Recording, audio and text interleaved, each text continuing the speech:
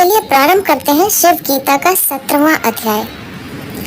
अथ शिव गीता सप्तदशोऽध्यायः। श्री भगवान उवाच अव्यक्तादभवत्काल प्रधान पुरुषः परः तेभ्यः सर्वमिदं जातं तस्माद् ब्रह्ममयं जगत्। अव्यक्त से काल की उत्पत्ति हुई तथा उसी से प्रधान पुरुष की उत्पत्ति हुई और उनसे यह सब जगत उत्पन्न हुआ। इस कारण यह संपूर्ण जगत ब्रह्ममय है। इस अध्याय में भगवान शिव सृष्टि उत्पत्ति के कारण भूत तत्व का वर्णन करते हुए कह रहे हैं कि इस संपूर्ण सृष्टि का मूल कारण एक ही है, जिसे वेदांती ब्रह्म कहते हैं। वह मैं ही हूँ। वह तत्व अव्यक्त अवस्था में था, जिसे जाना नहीं जा सकता। जब वह व्यक्त होता है तभी उसका ज्ञान होता है। वही मूल शक्ति सृष्टि रचना का कारण है, जिसमें कहीं भी द्वैत नहीं है। इसलिए वह संपूर्ण जगत ब्रह्म रूप ही है। उसी मूल में दो प्रकार की शक्तियाँ निहित रहती हैं, जिन्हें अभिव्यक्ति के बाद ही जाना जा सकता है। अभिव्यक्ति के बाद इनको प्रधान तथा पुरुष नाम से जाना जाता है। यह प्रधान उसकी माया शक्ति है, जो जड़ प्रकृति की रचना करती है। यह प्रकृति उस ब्रह्म में साम्य अवस्था में रहती है तथा दूसरी उसकी चैतन्य शक्ति है, जो शांत अवस्था में रहती है। अभिव्यक्ति के बाद इनके दो रूप बन जाते हैं। प्रकृति को प्रधान तथा चैतन्य स्वरूप को पुरुष कहा जाता है, जो उस माया रूपी प्रकृति के भीतर स्थित रहकर सृष्टि रचना का कार्य करता है। इस माया शक्ति से आबद्ध रहने के कारण ही उसे पुरुष कहा जाता है। अकेली प्रकृति जड़ होने से सृष्टि का निर्माण नहीं कर सकती तथा अकेला पुरुष केवल ज्ञान स्वरूप होने से सृष्टि रचना नहीं कर सकता।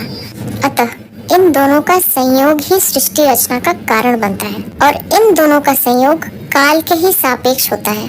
पुरुष ज्ञान स्वरूप है तथा प्रकृति उसकी क्रिया शक्ति है। ज्ञान और क्रिया के मिलने से ही सृष्टि रचना का कार्य आरंभ होता है। इसमें काल अवधि मुख्य है, इसलिए काल की सर्वप्रथम उत्पत्ति कही गई है। किसी भी रचना में काल की आवश्यकता रहती है, अन्यथा रचना संभव ही नहीं है। सर्वतः श्रुतिमल्लोके सर्वमावृत्य तिष्ठति सर्वतः पाणिपादं तत्सर्वतोक्षिरोमुखम्। जो संसार में सब ओर को अपने कर्म किए और सबको व्याप्त किए स्थित हो रहा है और सब जगत के पैर जिसके चरण हैं और सबके हस्त नेत्र सिर मुख जिसके हाथ नेत्र सिर मुख है।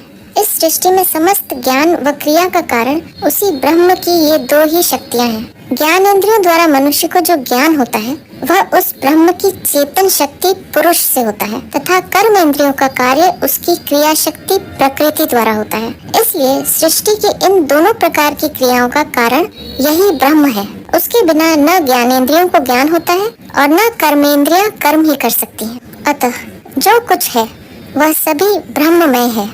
सर्वेन्द्रिय गुणाभासं सर्वेन्द्रिय विवर्जितं सर्वधारं सदानंदं अव्यक्तं द्वैतवर्जितं। जो संपूर्ण इंद्रियों और गुणों के आभास से युक्त शरीर में स्थित है और जो सब इंद्रियों से वर्णित है, सबका आधार सदानंद स्वरूप अप्रकट द्वैत रहित है। ब्रह्म की वही ज्ञान शक्ति जड़ व चेतन जगत में सर्वव्याप्त है। वही सभी ज्ञानेंद्रियों व कर्मेंद्रियों में स्थित रहकर कार्यों का कारण है। उसका आभास भी इन्हीं इंद्रियों के गुणों तथा कार्यों के आधार पर होता है कि ये सभी उसी की शक्ति से कार्य कर रही हैं, किंतु वह इंद्रियों से परे है। ये इंद्रियां उसके उपकरण मात्र हैं, जिनकी सहायता से क्रिया हो रही है, किंतु इनका संचालन उस ज्ञान शक्ति से ही हो रहा है। वह इन इंद्रियों से परे है। वही ब्रह्म सबका आधार है। वही केंद्रीय धुरी है, जिसके सहारे यह सृष्टि चक्र भ्रमण कर रहा है। वही ज्ञान स्वरूप सदा आनंद स्वरूप है तथा अप्रकट अव्यक्त रहकर शरीर में स्थित है। सृष्टि में जो जड़ और चेतन, पुरुष और प्रकृति, जीव और ईश्वर, जगत और ब्रह्म आदि में जो द्वैत की भ्रांति मनुष्य को होती है, वह अज्ञान के कारण दिखाई देती है। वास्तव में वह द्वैत रहित है और यह दिखाई देने वाला द्वैत मिथ्या व भ्रामक है। सर्वौपम्यं परम नित्यं प्रमाणं चाप्य गोचरं निर्विकल्पं निराभासं सर्वावासं परामृतम्। संपूर्ण उपमा के योग्य, सबसे परे, नित्य तथा प्रमाण से भी परे, निर्विकल्प, निराभास, सब में व्याप्त परम अमृत स्वरूप है। वह ब्रह्म एक ऐसा तत्व है जिसकी किसी से उपमा नहीं दी जा सकती तथा वह सभी उपमा वाला है। वह सर्वव्यापी होकर भी सबसे परे है। सभी रूप उसी से प्रकट हुए हैं, किंतु वह इन रूपों से भी परे अरूप है, जिसका स्वयं का कोई रूप नहीं है। वही एकमात्र नित्य तत्व है जो सदा से है। वह सदा रहने वाला है, न तो उसका जन्म होता है और न ही उसकी मृत्यु होती है। अन्य सभी अनित्य और विनाशशील हैं। वह एक ऐसा तत्व है जिसे प्रमाणों से सिद्ध नहीं किया जा सकता, क्योंकि प्रमाणों से जिसे सिद्ध किया जा सकता है वह सत्य नहीं हो सकता। सत्य को किसी प्रमाण की आवश्यकता नहीं रहती। प्रमाण कहाँ से आते हैं? प्रमाण बुद्धि से आते हैं, और वह ब्रह्म तो बुद्धि से परे है, जो बुद्धि की पकड़ में नहीं आ सकता। उसे ज्ञान दृष्टि से ही जाना जा सकता है। वह तो निर्विकल्प है, उसका कोई दूसरा विकल्प नहीं है जो उसका स्थान ले सके। सभी वस्तुओं के विकल्प हो सकते हैं, किंतु उस ब्रह्म का कोई विकल्प नहीं है। वह निराभास है, उसका आभास भी नहीं होता, किंतु वह है। वही सब में व्यापक होकर संसार की समस्त गतिविधियों का कारण है, अन्यथा सृष्टि चक्र ही बंद हो जाए। साथ ही वह अमृत स्वरूप है जिसकी कभी मृत्यु नहीं होती। वह अविनाशी है, अभिन्नं भिन्न संस्थानं शाश्वतं ध्रुवमव्ययं निर्गुणं परमं ज्योति तत्स्थानं सूरयो विदुः।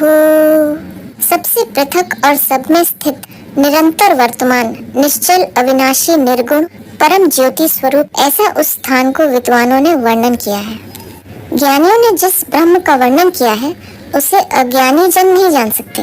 ज्ञानियों ने उसके स्थान का वर्णन करते हुए कहा है कि वह किसी स्थान विशेष में रहकर, सृष्टि से पृथक रहकर उसका संचालन नहीं कर रहा है, बल्कि वह सभी में व्याप्त रहकर उसका संचालन कर रहा है। न तो वह क्षीर सागर में सोया रहता है, न वह सातवें आसमान में है, न स्वर्ग के सिंहासन पर बैठकर न्यायाधीश की भांति दंड व पुरस्कार ही देता है, न उसके कोई बेटे पोते हैं, न वह किसी को अपना दूत बनाकर संसार में भेजता है, बल्कि वह इस संपूर्ण सृष्टि के कण कण में व्याप्त है। जिस प्रकार तिलों में तेल व दूध में मक्खन रहता है, वैसा ही वह सर्वव्यापी है। उसे भी मनुष्य जैसा मानकर उसे एक स्थान पर बिठा देना मनुष्य की मानसिक कल्पना ही है। उसके वास्तविक स्वरूप व स्थान का वर्णन करते हुए कहा गया है कि वह सब में है, किंतु सबसे पृथक भी है। उसका इन रूपों से कोई संबंध नहीं है। वही निरंतर है जो भूत व वर्तमान में सदा ही विद्यमान रहता है। वह निश्चल है जो कभी चलायमान नहीं होता।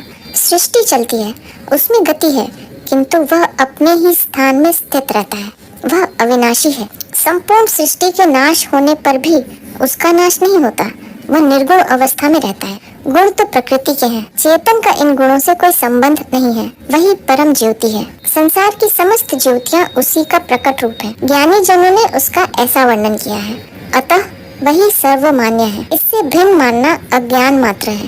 ज्ञानी ही प्रमाण है।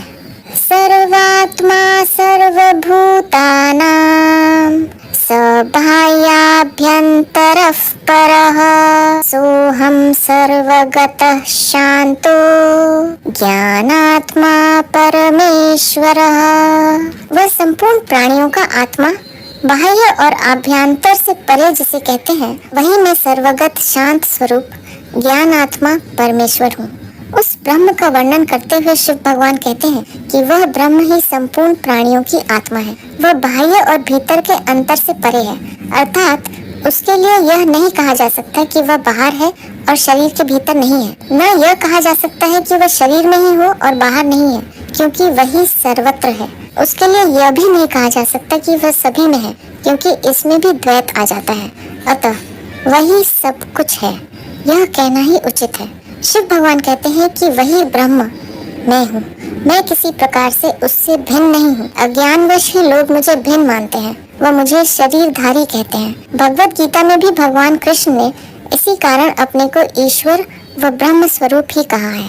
मया ततमिदं विश्वं जगत् स्थावर जंगमं मत् स्थानि सर्वभूतानि इत्थं वेद विदो विदुः। यह स्थावर जंगमात्मक संसार मुझसे ही उत्पन्न हुआ है। सब प्राणी मेरे ही निवास स्थान है, ऐसा वेद के जानने वाले कहते हैं। शिव भगवान कहते हैं कि ये बातें मैं अपने मन से नहीं कह रहा हूँ, बल्कि वेदों के जानने वाले जितने भी ज्ञानी जन हैं, जिन्होंने उसको प्रत्यक्ष किया है, वे सभी कहते हैं कि यह समस्त स्थावर एवं जंगम सृष्टि उसी एक ब्रह्म से उत्पन्न हुई है, उसी का विस्तार है, तथा वही ब्रह्म अप्रकट रूप से सभी प्राणियों में निवास कर रहे हैं। सभी शरीर उस ब्रह्म के ही निवास स्थान है, और वो ब्रह्म मैं ही हूँ। प्रधानं पुरुषश्चैव तत्र द्वयमुदाह्यतं तयोरनादिरुद्दिष्टः कालसंयोजकः परः त्रयमेतदनाद्यन्तम् अव्यक्ते समवस्थितं तदात्मकं तदन्यत् स्यात् तद्रूपं मामकं विदुः। एक प्रधान और एक पुरुष, यह जो दो वर्ण किए गए हैं, उन दोनों का संयोग करने वाला अनादि काल है। ये तीनों अनादि हैं और अव्यक्त में निवास करते हैं। इनका जो तदात्मक रूप है, वही साक्षात मेरा रूप है। पूर्व में जो प्रधान अर्थात प्रकृति का पूर्व रूप तथा पुरुष, इन दो का वर्णन किया गया है, वे वास्तव में दो नहीं है, बल्कि उस ब्रह्म के अव्यक्त स्वरूप में पहले ही विद्यमान रहते हैं। अभिव्यक्ति के बाद ही दोनों भिन्न भिन्न स्वभाव वाले होने से इनको दो मानकर वर्णन किया गया है, अन्यथा एक ही के ये दो रूप मात्र हैं। इन दोनों का संयोग अनादि काल से है। ये दोनों अलग रह ही नहीं सकते। जिस प्रकार चंद्रमा और उसकी चांदनी, बर्फ और उसकी शीतलता, अग्नि और उसकी दाहकता, चीनी और उसकी मिठास को अलग नहीं किया जा सकता, इसी प्रकार प्रधान उस पुरुष का गुण है जिसे अलग नहीं किया जा सकता। गुण से ही गुणी की पहचान होती है। इसी प्रकार प्रधान से ही पुरुष को जाना जा सकता है। सृष्टि न हो तो सृष्टि को जानने का कोई उपाय नहीं है। यह जीव ही इन दोनों को जानने वाला है।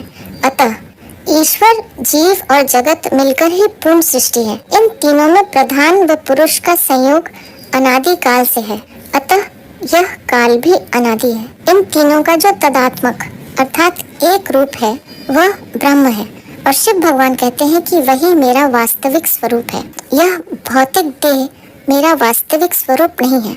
महादाद्यं विशेषां तं सम्प्रसूतेऽखिलं जगत् या सा प्रकृतिरुत्तिष्ठा मोहिनी सर्वदेहिनां। जो महत्व से लेकर यह संपूर्ण जगत उत्पन्न करती है, वह संपूर्ण देहधारियों को मोहित करने वाली प्रकृति कहलाती है। उस एक ही ईश्वर की दो प्रकार की प्रकृतियां हैं। प्रकृति का अर्थ उसका ऐसा स्वभाव है, तथा ये दोनों अपने अपने स्वभाव के अनुसार ही कार्य करती हैं। जब यह प्रकृति ब्रह्म में अव्यक्त अवस्था में रहती है तो उसे प्रधान कहा गया है, तथा जब वह व्यक्त होती है तो उसको प्रकृति कहा गया है। भगवत गीता में भगवान कृष्ण कहते हैं कि मेरी दो प्रकार की प्रकृतियां हैं, एक जड़ और दूसरी चेतन। संपूर्ण भूत इन दोनों प्रकृतियों से उत्पन्न होने वाले हैं। मैं संपूर्ण जगत का मूल कारण हूँ। भगवान शिव कहते हैं कि इस प्रधान और पुरुष का जब संयोग होता है, अर्थात जब ये दोनों व्यक्त होते हैं, तो उसका जो संयुक्त रूप है उसे महत कहते हैं। इसी महत की रचना के बाद सृष्टि की निर्माण प्रक्रिया आरंभ होती है। इसमें पुरुष तत्व तो इसमें सूक्ष्म रूप में निहित रहता है, तथा यह प्रकृति ही सृष्टि का विस्तार करती है, जिससे सभी देहधारी प्राणी इसी से मोहित होकर उस ईश्वर अथवा ब्रह्म को भूल ही जाते हैं, जो इसका कारण है।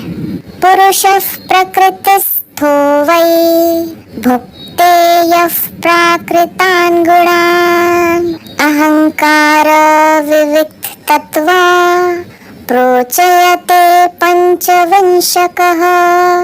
यह पुरुष ही प्रकृति में स्थित होकर प्रकृति के गुणों को भोगता है। अहंकार सहित होने से 25 तत्व निर्मित यह देह कहलाता है। सृष्टि रचना क्रम में एक ही ब्रह्म की दो प्रकार की प्रकृतियों का आविर्भाव होता है, जिनमें यह पुरुष उसकी ज्ञान शक्ति है तथा प्रकृति उसकी क्रिया शक्ति है। यह ज्ञान शक्ति ही क्रिया का कारण है। वह स्वयं कोई क्रिया नहीं करती, बल्कि सभी क्रियाओं का कारण मात्र है। जिस प्रकार चंद्रमा ज्वार भाटा लाता नहीं बल्कि उसकी आकर्षण शक्ति से आता है, चुंबक स्वयं लोहे को नहीं खींचता, उसकी शक्ति से वह खींचता है। जिस प्रकार सूर्य स्वयं किसी को जीवन नहीं देता, उसकी शक्ति से जीवन मिलता है, इसी प्रकार वह पुरुष तत्व स्वयं निरपेक्ष व निर्लिप्त रहता है, किंतु उसकी शक्ति से सभी क्रियाएं प्रकृति से ही होती हैं। यह प्रकृति त्रिगुणात्मक है। सत्व, रज व तम, इसके 3 गुण हैं। यह पुरुष जब प्रकृति से संयुक्त होता है तो वह भी इसके गुणों का भोक्ता बन जाता है। इसी से इसकी जीव संज्ञा हो जाती है। प्रकृति के संयोग से इसमें अहंकार उत्पन्न हो जाता है कि मैं हूँ। अकेले में अहंकार उत्पन्न नहीं होता। इसी अहंकार के कारण वह अपने को ब्रह्म से भिन्न, अपना स्वतंत्र अस्तित्व मानने लग जाता है तथा अपने को कर्ता मानने लगता है। जब वह अपने को कर्ता मानने लगता है तब क्या होता है? अपने को कर्ता मानने से ही वह कर्म फलों का भोक्ता हो जाता है। कर्म करने की प्रेरणा से उससे 25 तत्वों का निर्माण होता है, जिनसे मिलकर यह स्थूल शरीर की रचना होती है। ये 25 तत्व हैं प्रकृति, महत, अहंकार, मन, 5 महाभूत, पृथ्वी, जल, अग्नि, वायु, आकाश, 5 तन मात्राएं, शब्द, स्पर्श, रूप, रस, गंध, 5 ज्ञानेंद्रियां, कान, त्वचा, आँख, जिह्वा और नासिका तथा 5 कर्मेंद्रियां, वाचा, हाथ, पैर, गुदा और लिंग। ये हो गए 24 तत्व तथा 25वां तत्व है पुरुष। सांख्य दर्शन ने ये 25 तत्व माने हैं। योग दर्शन ने भी इनको स्वीकार किया है। यह शरीर इन 25 तत्वों से निर्मित है। आद्यो विकार प्रकृति महानात्मेति कथ्यते, विज्ञान शक्ति विज्ञाता हैहंकारस्तदुत्थितः। प्रकृति का प्रथम विकार ही महान कहलाता है। यह आत्मा विज्ञान शक्ति युक्त स्थित रहती है। पीछे उसी से विज्ञान शक्ति का जानने वाला अहंकार उत्पन्न होता है। यह प्रकृति अपने शुद्ध रूप में रहती है, किंतु जब इसका चेतन शक्ति आत्मा के साथ संयोग होता है तो इसमें विकार उत्पन्न होता है। इस विकार का प्रथम रूप महत यानी बुद्धि है, जिसे महान कहा जाता है। इसी से इस विज्ञान में शरीर की उत्पत्ति आरंभ होती है। इस विज्ञान में कोश में ही आत्मा स्थित रहती है। इसी बुद्धि के विकास के कारण उस आत्मा में अहंकार उत्पन्न होता है, जो अपने को पृथक मानने लगता है तथा इस विज्ञान युक्त रूप का जानने वाला बन जाता है। एक एव महानात्मा सोऽहंकारोऽभिधीयते, सजीवं सोऽन्तरात्मेति गीयते तत्वचिन्तकैः। उस एक ही महान आत्मा का नाम अहंकार कहा जाता है। उसी को जीव और अंतरात्मा कहा जाता है। यह तत्व को जानने वालों ने कहा है। यह आत्मा चैतन्य स्वरूप होने से ईश्वर ही है, किंतु जब उसका प्रकृति से संयोग होता है तो महत के कारण उसमें अहम भाव उत्पन्न हो जाता है। इसी अहम भाव के कारण उसकी जीव संज्ञा हो जाती है, जो अपने को कर्ता मानने लगता है। यही उसका अज्ञान है। जो तत्व को जानने वाले हैं वे ऐसा कहते हैं, तेन वेदयते सर्वं सुखं दुःखं च जन्मसु, स विज्ञानात्मकस्तस्य मनस्याद उपकारकम। यही जन्म लेकर सुख और दुख भोगता है। यद्यपि यह विज्ञान आत्मा है, परंतु मन के संग होने से वह मन उसके उपकारक है। अहंकार के कारण ही वह आत्मा अपने को कर्ता मान लेती है, जिससे वह कर्म फलों का भोक्ता बनकर सुख और दुख का अनुभव करने लगती है। अन्यथा आत्मा इससे परे है। वह विज्ञान में आत्मा शुद्ध होते हुए भी मन के विकास के कारण उसी के अनुसार क्रिया करने लगती है, जो सुख दुख का अनुभव करता है। तेना विवेकजस्तस्मा संसारः पुरुषस्य तु, स चाविवेकः प्रकृते संगात् कालेन सोऽभवत्। अज्ञान के कारण इस पुरुष को संसार की प्राप्ति हुई है और प्रकृति से पुरुष का संयोग होने से कालांतर में पुरुष को अज्ञान की प्राप्ति हुई है। वह पुरुष निर्लेप था, जिसमें किसी प्रकार का विकार नहीं था। वह शुद्ध चैतन्य स्वरूप व ज्ञान स्वरूप था, किंतु जब उसका प्रकृति से संयोग हुआ तो वह प्रकृति के आकर्षण में फंसकर अपने वास्तविक स्वरूप को विस्मृत कर प्रकृति को ही अपना स्वरूप मानने लग गया। उसका यही अज्ञान संसार प्राप्ति का कारण बना, अन्यथा वह मुक्त ही था। प्रकृति का यह मोह ही उसका बंधन बन गया, जिससे वह जन्मों जन्मों तक दुख ही भोग रहा है। कालसृजते भूतानि काल संहरते प्रजाः सर्वे कालस्य वशगा न काल कस्यचित् वशे।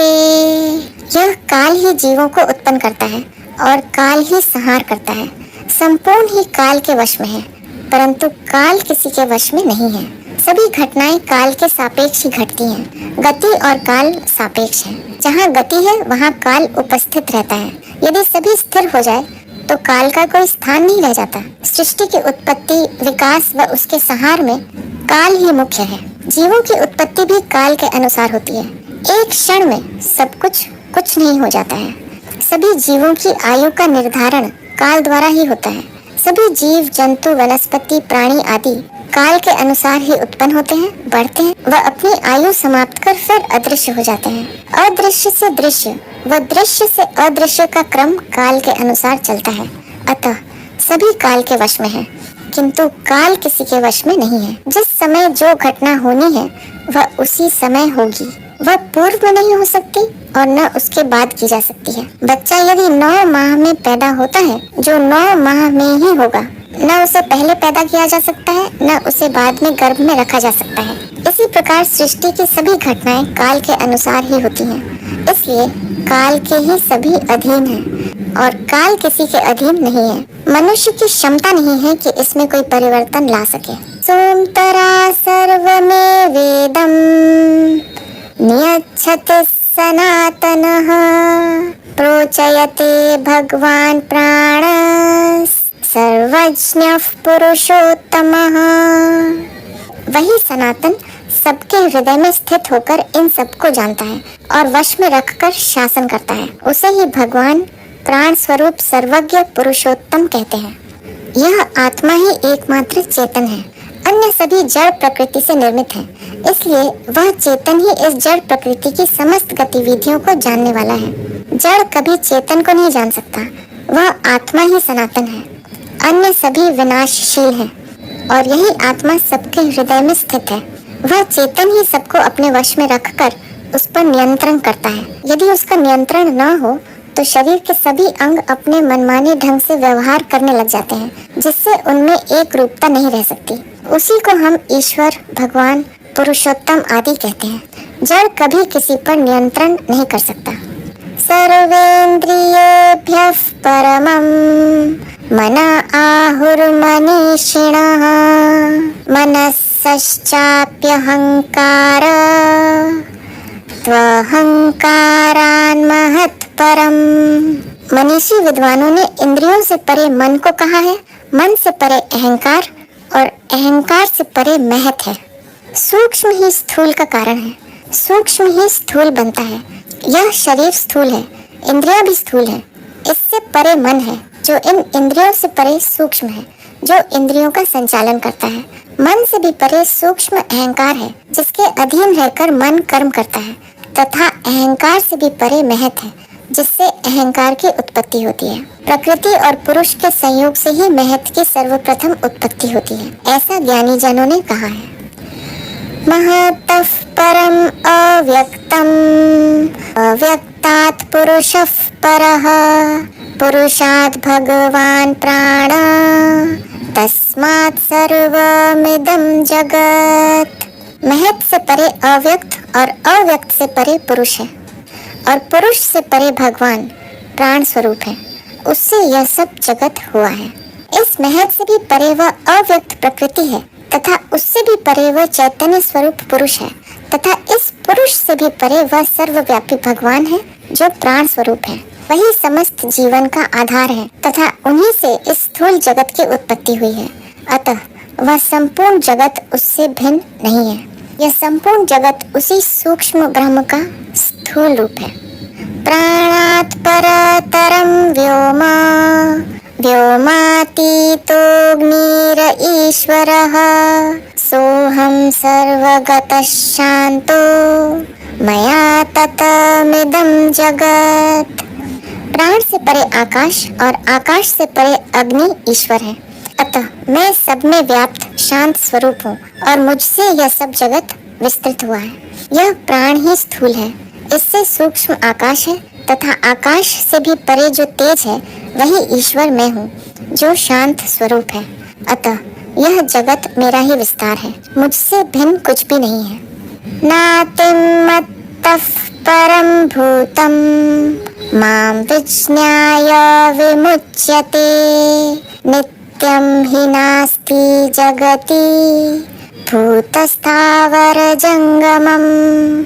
मुझसे परे और कुछ नहीं है, प्राणी मुझको जानकर मुक्त हो जाता है। संसार में जो कुछ भी है स्थावर जंगम, इनमें किसी में भी नित्यता नहीं है। शिव भगवान कहते हैं कि संसार में जितने भी स्थावर जंगम प्राणी हैं, उनमें किसी की भी नित्यता नहीं है। आज हैं और कल नहीं रहेंगे। ये सदा एक रूप में भी नहीं रहते, नित्य इनका रूप परिवर्तन होता रहता है। अतः ये मनुष्य को भी स्थायी सुख नहीं दे सकते। इन सब में मैं ईश्वर ही एकमात्र नित्य हूँ जो सदा रहने वाला हूँ। इसलिए जो मेरा आश्रय लेता है वही मुक्त होकर स्थायी सुख भोगता है।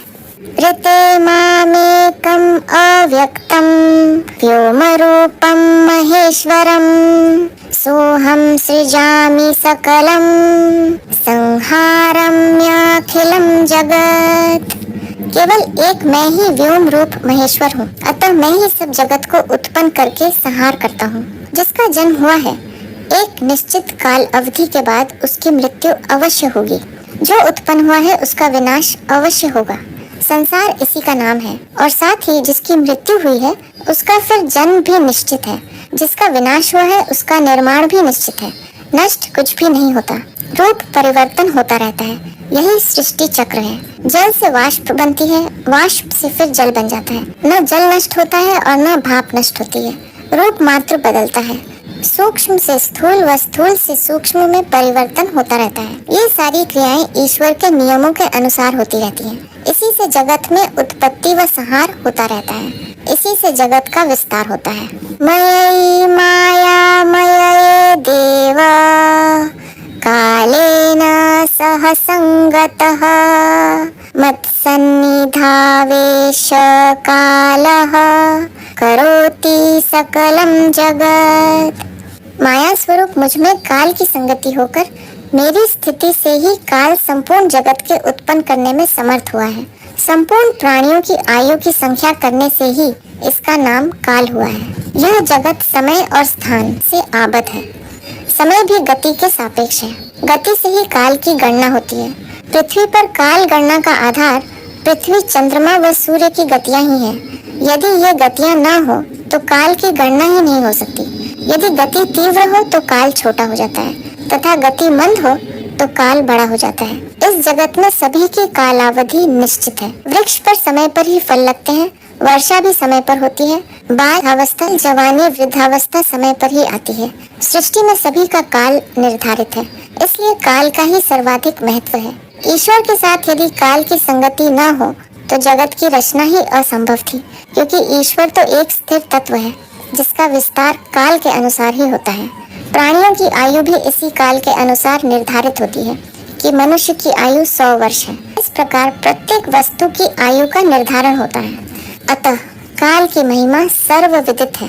नियोजयत्यनन्तात्मा ये तद्वेदानुशासनम महादेवेति कालात्मा कालाम तो मम सूदनः। यही अनंत आत्मा सब जगत को यथा योग्य रखती है। यही देव का अनुशासन है। इसी को महादेव, कालात्मा, कालांत आदि नाम से उच्चारण करते हैं। इस प्रकार जानना उचित है।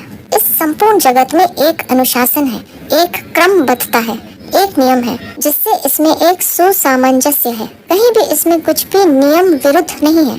इसी कारण यह जगत आदि काल से इसी प्रकार चल रहा है। कुछ भी मनमाने ढंग से नहीं होता। यही उस देव का अनुशासन है। इसमें काल की विशेष भूमिका है। यदि कोई भी कार्य निर्धारित काल में न हो तो यह सृष्टि कभी चल ही नहीं सकती। अतः देव और काल ही महत्वपूर्ण हो जाते हैं। आइए देखते हैं सूत जी ने आगे क्या कहा।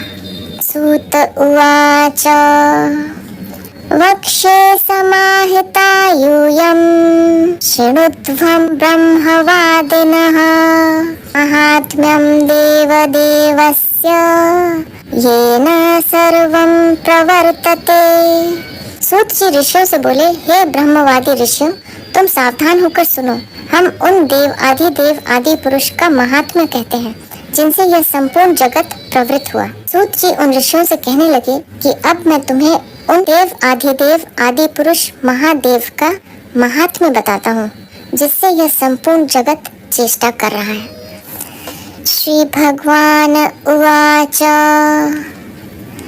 नाहं तपोभिर्विविधैर्न दानैर्नापि चेष्टया शक्यो हि पुरुषौर्ज्ञात अमृते भक्तिम अनुत्तमाम। शिव भगवान बोले, अनेक प्रकार के तप एवं दान आदि की चेष्टाओं से पुरुष मुझे इस प्रकार नहीं जान सकते जिस प्रकार श्रेष्ठ भक्ति करने वाले मुझको जानने को समर्थ होते हैं। ईश्वर को जानने में भक्ति ही श्रेष्ठ साधन है। शिव भगवान कहते हैं कि यज्ञ दान तप आदि कर्मों से ईश्वर को नहीं जाना जा सकता। कर्मों से स्वर्ग प्राप्ति हो सकती है किंतु यह मुक्ति के साधन नहीं है। मुक्ति का एकमात्र साधन ईश्वर प्राप्ति ही है और जिसका मुख्य साधन भक्ति ही है। ईश्वर प्राप्ति न पुरुषार्थ से होती है न चेष्टा से, यह उसकी कृपा से ही होती है जिसके लिए भक्ति ही श्रेष्ठ साधन है। अहं हि सर्वभूतानां तस्तिष्ठामि सर्वगः मां सर्वसाक्षिणं लोको न जानाति मुनीश्वराः। मैं ही सर्वव्यापी होकर सब प्राणियों के अंतःकरण में स्थित हूँ। यह मुनीश्वर लोग भी मुझे नहीं जानते कि मैं ही सब लोगों का साक्षी हूँ। शिव भगवान कहते हैं कि मैं ईश्वर रूप से सभी लोगों का साक्षी व दृष्टा हूँ तथा सभी प्राणियों के अंतःकरण में निवास करने से मैं ही सर्वव्यापी हूँ। तस्यांतरा सर्वमिदं यैहि सर्वन्तरः परः सोऽहं धाता विधाता च कालाग्निर्विश्वतो मुखः। जो यह परमात्मा सबके हृदयांतर में निवास करता है उसी के अंतर में यह सब जगत है।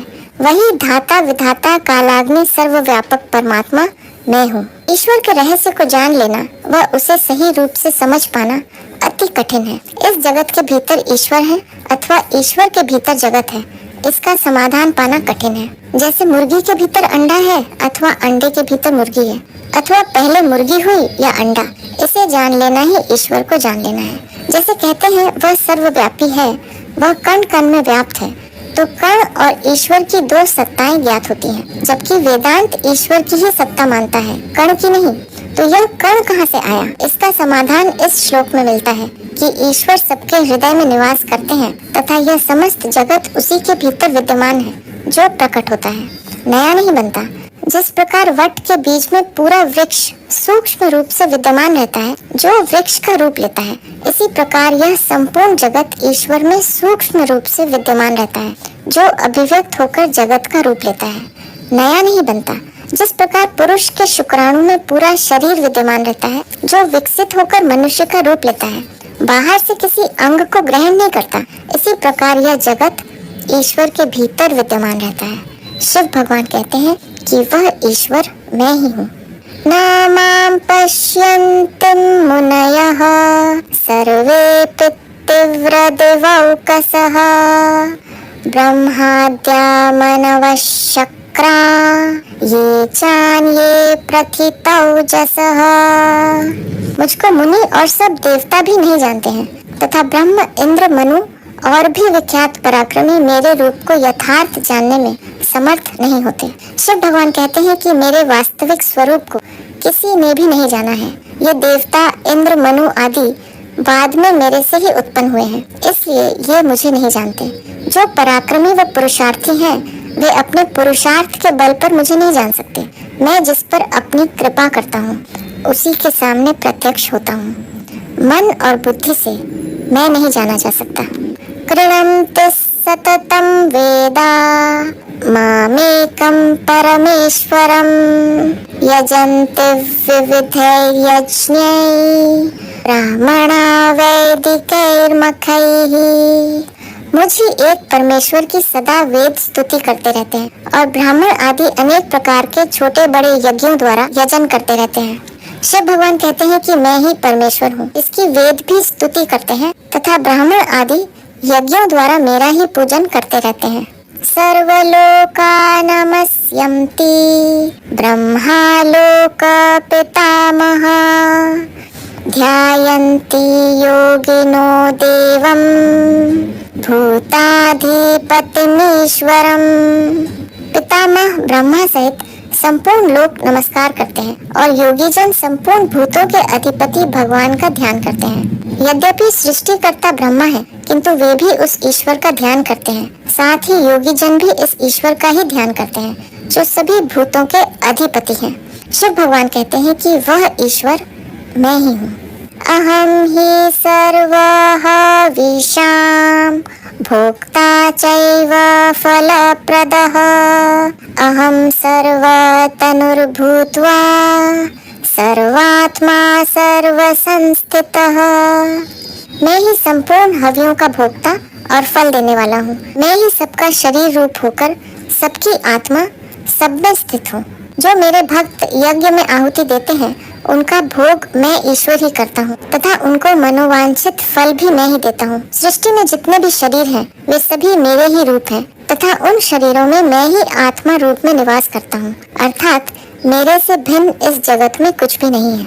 माम हि पश्यन्ति विद्वांसो धार्मिका वेदवादिनः तेषां सन्निहितो नित्यं ये माम नित्यं उपासते। मुझे विद्वान धर्मात्मा और वेदवादी देख सकते हैं और उनके निकट जो नित्य प्रति मेरी उपासना करते हैं। शिव भगवान कहते हैं कि जो विद्वान है, वेद पाठी हैं तथा धर्मात्मा है, वे मेरा अनुभव कर सकते हैं।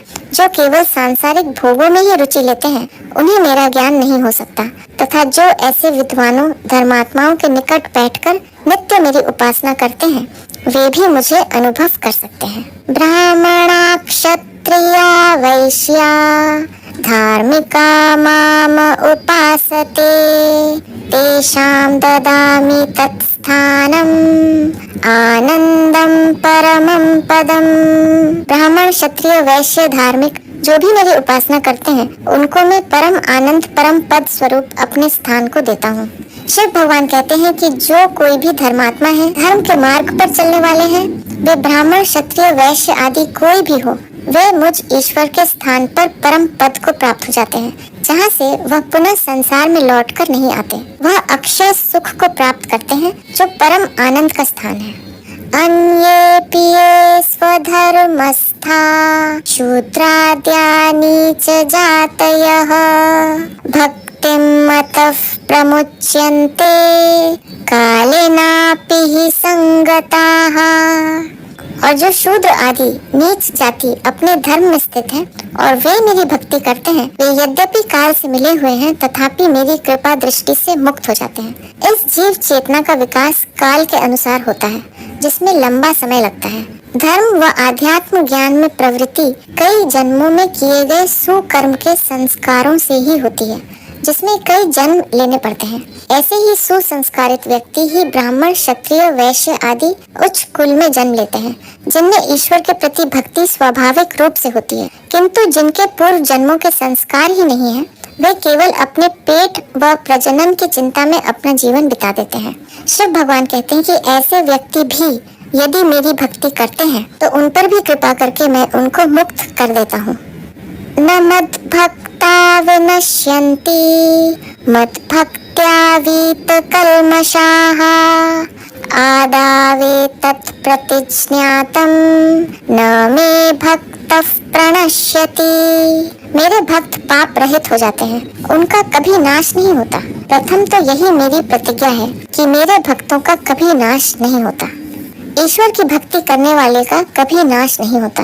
यदि वह इस जन्म में मुक्त नहीं हो सका तो उस भक्ति के संस्कार चित्त में रहते हैं जिससे वह अगले जन्म में किसी योगी अथवा उच्च कुल में जन्म लेकर अपनी साधना को पूर्ण करके मुक्त हो जाता है। किया गया कर्म कभी नष्ट नहीं होता। इस जन्म में जो भी कर्म किए जाते हैं अगले जीवन का वही कारण बनता है, जिससे अगला जीवन इससे अधिक उन्नत बनता है। यो वै निन्दति तं मूढो देवदेवं स निन्दति, यो हि तं पूजयेत् भक्त्या स पूजयति मां सदा। जो मूर्ख मेरे भक्तों की निंदा करता है, उसने देवों के देव साक्षात मेरी ही निंदा की, और जो प्रेम से उनका पूजन करता है, उसने मानो मेरा ही पूजन किया है। निंदा करना स्वयं में एक ऐसा दुर्गुण है जिससे दूसरे का तो कुछ भी अहित नहीं होता, बल्कि इससे स्वयं की आत्मा का पतन होता है।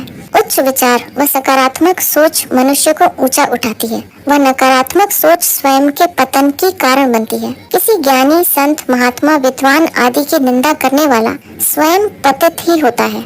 शिव भगवान कहते हैं कि जो भी मेरे भक्तों की निंदा करता है, वह मानो मेरी ही निंदा कर रहा है, क्योंकि भक्त मेरा ही स्वरूप है, तथा जो मेरे भक्त का पूजन करता है, तो वह मेरा ही पूजन कर रहा है। ईश्वर का भक्त ईश्वर का ही रूप होता है। ज्ञानी तो स्वयं ईश्वर रूप ही होता है, जो गुरु होता है।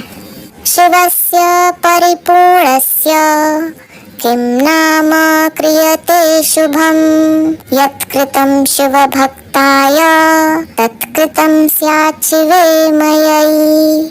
परिपूर्ण शिव रूप में और क्या शुभ किया जाए। जो कुछ शिव के भक्त के निमित्त किया है, वह सब कुछ मुझ शिव स्वरूप के ही लिए किया है। शिव जी कहते हैं कि मेरा भक्त मेरा ही स्वरूप है, उसके लिए जो कुछ किया जाए वह सब मेरे ही लिए किया है। इससे अधिक मेरे लिए और क्या किया जा सकता है। भगवान तो भक्त के ही हृदय में निवास करते हैं। भगवान की प्राप्ति के लिए भक्तों की पूजा करनी चाहिए, वही ईश्वर के दर्शन करा सकता है। पत्रं पुष्पं फलं तोयं मदाराधन कारणात्, यो मे ददाति नित्यं स मे भक्तः प्रियो मम। जो प्रेम से मेरी आराधना के कारण पत्र, पुष्प, फल, जल नियमित होकर प्रदान करता है, वह मेरा भक्त और मेरा प्यारा है। ईश्वर तो स्वयं देने वाले हैं, वे ही बिना ही मांगे सब कुछ दे रहे हैं। सृष्टि में जो कुछ भी है सभी ईश्वर का ही दिया हुआ है। ईश्वर को किसी की चाह नहीं है, किंतु जो कुछ श्रद्धा भाव से उन्हें दिया जाता है, उसे वे प्रसन्नता से स्वीकार करते हैं, चाहे वे पत्र, पुष्प, फल, जल आदि कुछ भी हो। उन्हें 56 भोग की आवश्यकता नहीं है, ईश्वर के प्रति श्रद्धा आवश्यक है। अहम ही जगता मादौ ब्रह्माणं परमेष्ठिनम्, उत्तमः पुरुषस्त्वन्यः परमात्मा हि गीयते। मैं ही जगत के आदि में सृष्टि उत्पन्न करने से ब्रह्म परमेष्ठी कहा जाता हूँ, तथा पालन करने से उत्तम पुरुष परमात्मा इस नाम से गाया जाता हूँ। भगवान शिव कहते हैं कि ईश्वर एक महान है, जो अपने 3 रूपों में सृष्टि में कार्य करते हैं। वही ईश्वर ब्रह्म रूप में सृष्टि का सृजन करते हैं, विष्णु रूप में उसका पालन करते हैं, तथा रुद्र रूप में उसका संहार करते हैं, और वह ईश्वर मैं ही हूँ। अहमेव हि सर्वेषां योगिनां गुरुरव्ययः, धार्मिकाणां च गोप्ताहं निहंता वेद विद्वेषां। मैं ही संपूर्ण योगियों का अविनाशी गुरु हूँ। मैं ही धर्मात्माओं का रक्षक और वेद विरोधियों का नाश करने वाला हूँ। सृजन एवं विध्वंस की प्रक्रिया निरंतर चल रही है। बिना विध्वंस से सृजन नहीं होता। एक का विनाश ही दूसरे का जीवन बनता है। यदि ये दोनों न हो तो सृष्टि की गति ही अवरुद्ध हो जाए। यह सब किसी ईश्वरीय विधान के अनुसार हो रहा है। शिव भगवान कहते हैं कि मैं ईश्वर रूप ही योगियों का गुरु होकर उनको ज्ञान देकर मुक्ति दिलाता हूँ तथा रक्षा करता हूँ, तथा साथ ही जो वेद विरोधी हैं, जो ज्ञान धर्म आदि के विरोधी हैं, उनका नाश करने वाला हूँ। यदि मैं ऐसा नहीं करूँ तो सृष्टि का संतुलन बना नहीं रह सकता। अहम ही सर्व संसारान मोचको योगिनामिह, संसार हेतुरेवाहम सर्व संसार वर्जितः। मैं ही योगियों को संसार बंधन के सब प्रकार के क्लेशों से छुड़ाने वाला हूँ। मैं ही सब प्रकार संसार से रहित होकर संसार का कारण भी हूँ। ईश्वर इस संसार का कारण मात्र है। वह स्वयं क्रिया न करके सभी क्रियाओं का कारण मात्र है। उनकी विभिन्न शक्तियों से ही सभी क्रियाएं हो रही हैं। शिव भगवान कहते हैं कि योगी जन मेरी ही शक्ति को जानकर संसार बंधन से छूटते हैं। मैं संसार से रहित हूँ, फिर भी यह संसार मुझ ईश्वर से ही सभी क्रियाएं कर रहा है। अहमेव हि संहर्ता स्रष्टाहं परिपालकः माया वै मामिका शक्ति माया लोक विमोहिनी। मैं ही सब संसार को उत्पन्न, पालन तथा संहार करता हूँ और यह मेरी महाशक्ति लोक को मोहने वाली माया है। शिव भगवान कहते हैं कि यह संसार मुझसे ही उत्पन्न होता है, मेरे द्वारा ही इसका पालन होता है। कार्य सदा अपने कारण में विद्यमान रहता है, बिना कारण के कोई कार्य नहीं होता। जैसे मिट्टी कारण है, वह घड़ा उसका कार्य है। मिट्टी के बिना घड़ा नहीं हो सकता, वह घड़े के नष्ट होने पर फिर वो मिट्टी ही रह जाता है। इसी प्रकार सृष्टि का कारण ईश्वर है तथा प्रलय के समय यह पुनः उस ईश्वर में लय हो जाती है। इसी से पुनः निर्माण होता है। यह चक्र चलता ही रहता है। इसका मूल तत्व अविनाशी है, किंतु उस शिव की महाशक्ति यह माया शक्ति प्रकृति है जो संसार का सृजन करके उसे मोहित करने वाली है। मनुष्य इसी के मोह जाल में फंसकर मुझ ईश्वर को भूल ही जाता है। ममैव च पराशक्ति या सा विद्येति गीयते नाशयामि च तां मायां योगिनां हृदि संस्थितः। और मेरी ही पराशक्ति विद्या नाम से गाई जाती है। मैं योगियों के हृदय में स्थित होकर उस अज्ञान को उत्पन्न करने वाली, संसार में भ्रमाने वाली माया का नाश करता हूँ। इस संसार में उस ईश्वर की दो प्रकार की शक्तियाँ कार्य कर रही हैं, जिनमें एक उसकी पराशक्ति है जो ज्ञान स्वरूप है तथा दूसरी उसकी माया शक्ति प्रकृति है जिसे अपराशक्ति कहते हैं। वह पराशक्ति ही विद्या है तथा अपराशक्ति अविद्या है। विद्या शक्ति ज्ञान स्वरूप है तथा अविद्या शक्ति उसकी क्रिया शक्ति है जिससे सृष्टि की रचना होती है। ईश्वर की यही पराशक्ति जो चेतन स्वरूप है योगियों के हृदय में स्थित रहती है, जो इस माया के अज्ञान को दूर करती है। जब तक उस चेतना शक्ति का ज्ञान नहीं हो जाता तब तक मनुष्य इस माया के अज्ञान में ही भ्रमता रहता है। माया के भ्रम का नाश उस आत्म चेतन के ज्ञान से ही होता है, अतः उसी को जानना चाहिए। इसी को जानकर मनुष्य इस संसार से मुक्त हो जाता है। अहम ही सर्वशक्तीनां प्रवर्तक अनिवर्तकः आधारः सर्वभूतानां निधानम् अमृतस्य च। मैं ही संपूर्ण शक्तियों को प्रेरणा करने वाला हूँ और मैं ही निवृत्त करने वाला हूँ। मैं ही अमृत का निधान हूँ। संसार में अथवा इस जीव जगत में उस एक ही ईश्वर की चेतना शक्ति कार्य कर रही है जो उसकी विद्या शक्ति है, जो ज्ञान स्वरूप है।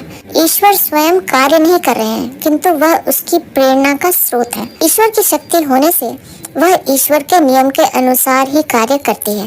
यह माया शक्ति भी ईश्वर की ही शक्ति है जो सृष्टि की रचना करती है। इस माया शक्ति की निवृत्ति भी इस विद्या शक्ति के ज्ञान से ही होती है। अन्यथा मनुष्य माया के भ्रम में ही जीता रहकर संसार में दुख भोगता है।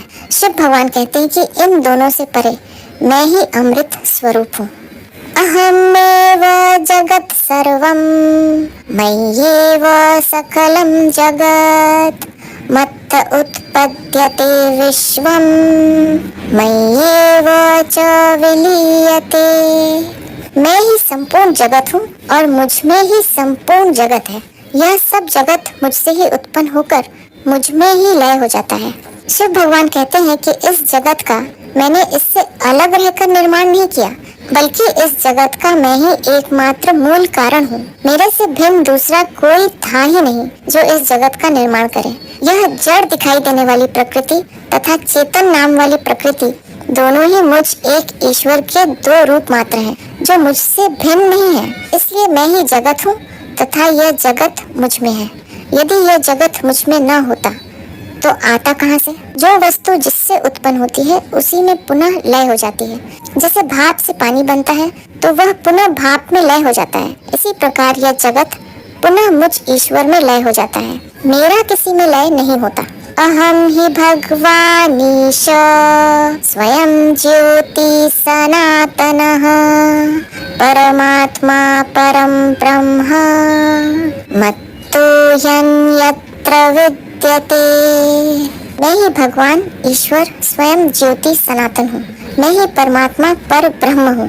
मुझसे परे कोई दूसरा नहीं है। शिव भगवान कह रहे हैं कि ईश्वर और पर ब्रह्म दो नहीं बल्कि उस ब्रह्म के ही दो नाम हैं। ब्रह्म निर्गुण है व ईश्वर उसी का सगुण रूप है। मैं भी सगुण रूप में ईश्वर व निर्गुण रूप में ब्रह्म हूँ।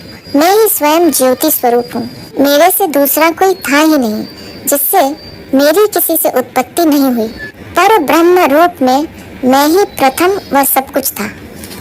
एका सर्वांतरा शक्ति करोति विविधं जगत् आस्थाय ब्रह्मणो रूपम मन्मयी मद अधिष्ठिता।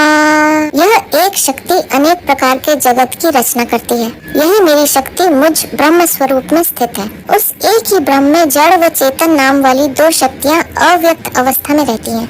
वे ही व्यक्त होकर जड़ व चेतन नाम वाली दो प्रकार की सृष्टि की रचना करती है, जिससे भिन्न भिन्न रूप व आकृतियों की रचना होती है। ये दोनों शक्तियाँ एक ही ब्रह्म में निहित रहती हैं। शिव भगवान कहते हैं कि वह ब्रह्म ही मेरा वास्तविक स्वरूप है। मैं शरीरधारी होते हुए उस ब्रह्म से भिन्न नहीं हूँ। इस प्रकार इस जगत में जो कुछ भी है वह ब्रह्म ही है, किंतु जिसे इस सत्य का ज्ञान नहीं है वही अपने को एक दूसरे से भिन्न मानता है तथा अपने को ब्रह्म व ईश्वर से भिन्न एक जीव मान लेता है। यही उसका अज्ञान है। इसी कारण ज्ञानी ही अपने को अहम ब्रह्मास्मि, मैं ही ब्रह्म हूँ, ऐसा कह सकता है। अज्ञानी नहीं कह सकता, क्योंकि उसका ऐसा अनुभव नहीं है। अन्या च शक्तिर्विपुला संस्थापयति या जगत् भूत्वा नारायणो देवो जगन्नाथो जगन्मयः।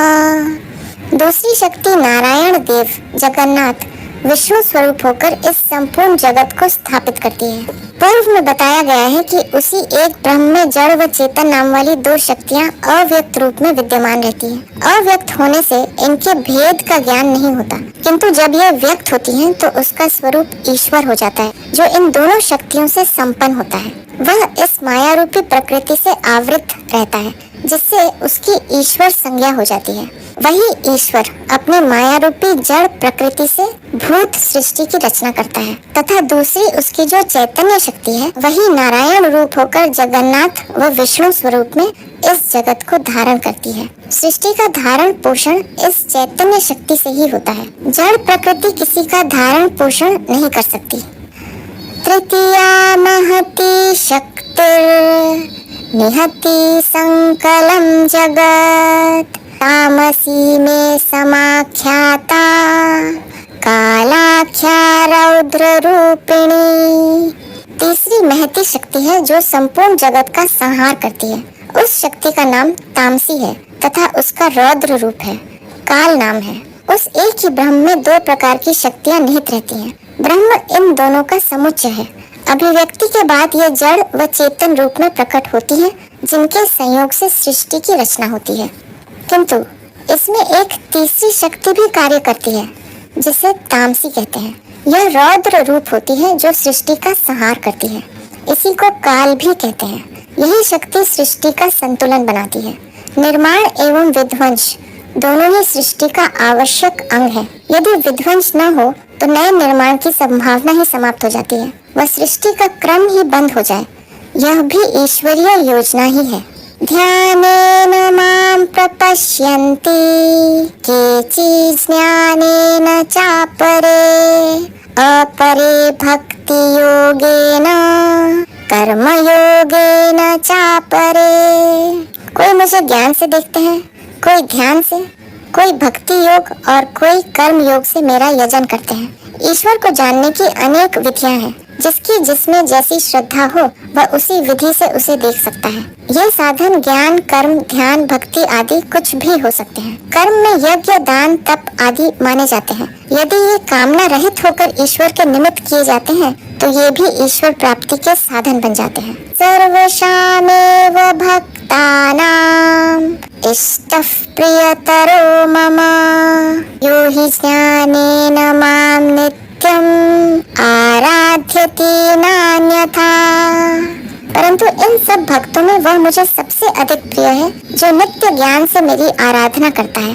शिव भगवान कहते हैं कि मेरी आराधना कोई किसी भी विधि से करे, किंतु जो ज्ञान पूर्वक मेरी आराधना करता है वह मुझे सबसे प्रिय है। ज्ञान का अर्थ विधि विधान पूर्वक सभी प्रकार की सांसारिक कामनाओं का त्याग कर केवल मेरी प्रसन्नता के लिए कर्म करना। अन्ये च येत्र भक्ता मे मदाराधन आकांक्षिणः तेऽपि मां प्राप्नुवन्त्येव नावर्तन्ते च वै पुनः। और जो भी मेरे भक्त मेरी उपासना करते हैं वे भी मुझको प्राप्त हो जाते हैं और फिर उनका जन्म नहीं होता।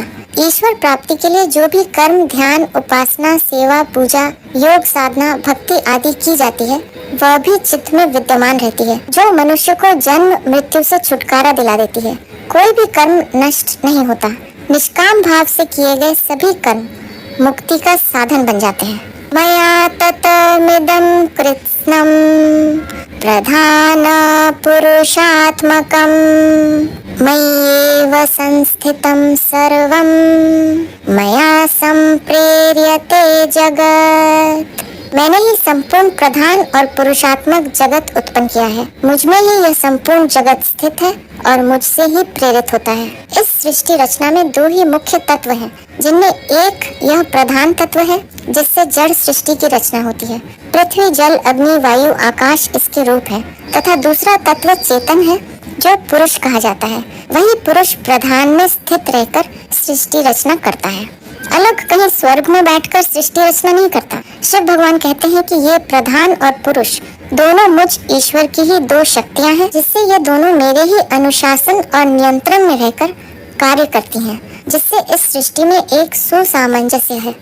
अथवा यदि ये अपनी मन मर्जी के कार्य करने लगे तो सृष्टि का ससंचालन ही नहीं हो सकता। मैं ही इन दोनों का स्वामी व अधिष्ठाता हूँ। नाह प्रेरयिता विप्राः परमं योगम् आश्रिताः प्रेरयामि जगत्कृत्स्नम् एतद्यो वेद सोमृतः।